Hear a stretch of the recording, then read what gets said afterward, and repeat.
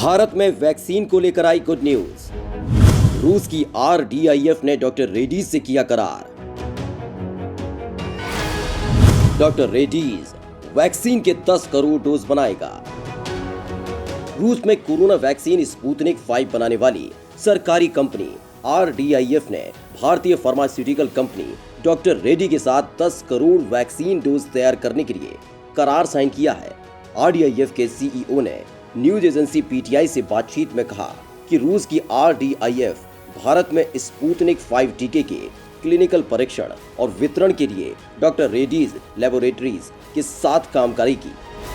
रूस के direct invest fund ने आगे कहा कि ये क्लिनिकल ट्रायल के लिए भारतीय फर्म के साथ वैक्सीन की साझेदारी के लिए तैयार है। डॉक्टर रेड्डी की भारत की दिग्गज फार्मास्यूटिकल कंपनियों में से एक है। भारत में वैक्सीन के फेज 3 का क्लिनिकल ट्रायल डॉक्टर रेड्डी में जारी है। RDIF ने बताया कि 2020 के अंत तक भारत में वैक्सीन की डिलीवरी शुरू हो सकती है। उन्होंने आगे बताया कि रेगुलेटरी अथॉरिटीज इन इंडिया की तरफ से रजिस्ट्रेशन पर निर्भर करता है। RDIF के साथ ही 4 अन्य भारतीय कंपनियों के साथ भी बातचीत चल रही है जो भारत में ये वैक्सीन बनाएंगी। RDIF ने एक बयान में कहा कि उसके और डॉक्टर रेड्डीज के बीच जो समझौता हुआ वो इस बात का प्रमाण है।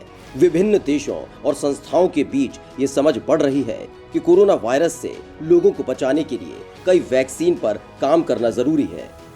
सितंबर में लेंसेट में प्रकाशित स्टडी के मुताबिक ये वैक्सीन सुरक्षित है। फेज 1 और फेज 2 के आंकड़ों के मुताबिक इसने सेल्यूलर और एंटीबॉडी रिस्पॉन्स जनरेट किया। फेज 3 ट्रायल के नतीजे अक्टूबर-नवंबर में प्रकाशित होने की उम्मीद है। रूस ने सबसे पहले कोरोना वायरस की वैक्सीन बनाने का दावा किया था।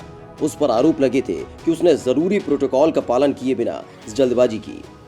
इस बारे में RDIF ने कहा कि adeno virus platform mRNA vaccine की तुलना में काफी सुरक्षित होती है। पश्चिमी देशों की अधिकांश कंपनियां mRNA वैक्सीन बना रही हैं।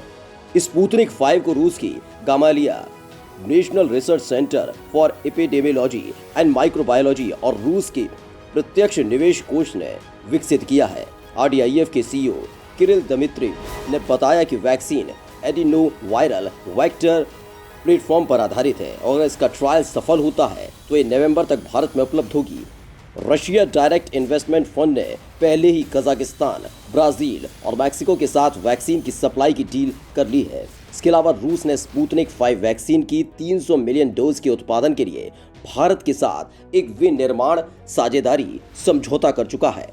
वैक्सीन विकसित करने के लिए गामालेया रिसर्च इंस्टीट्यूट के वैज्ञानिकों ने कहा था कि वैक्सीन का प्रोडक्शन हो जाने के बाद सबसे पहला टीका फ्रंट लाइन हेल्थ वर्कर्स को ही दिया जाएगा।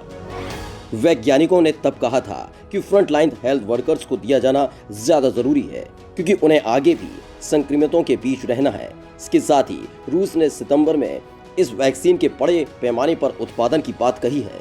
दरअसल ये दुनिया की पहली कोरोना वायरस वैक्सीन है जिसे रेगुलेटरी अप्रूवल मिला है।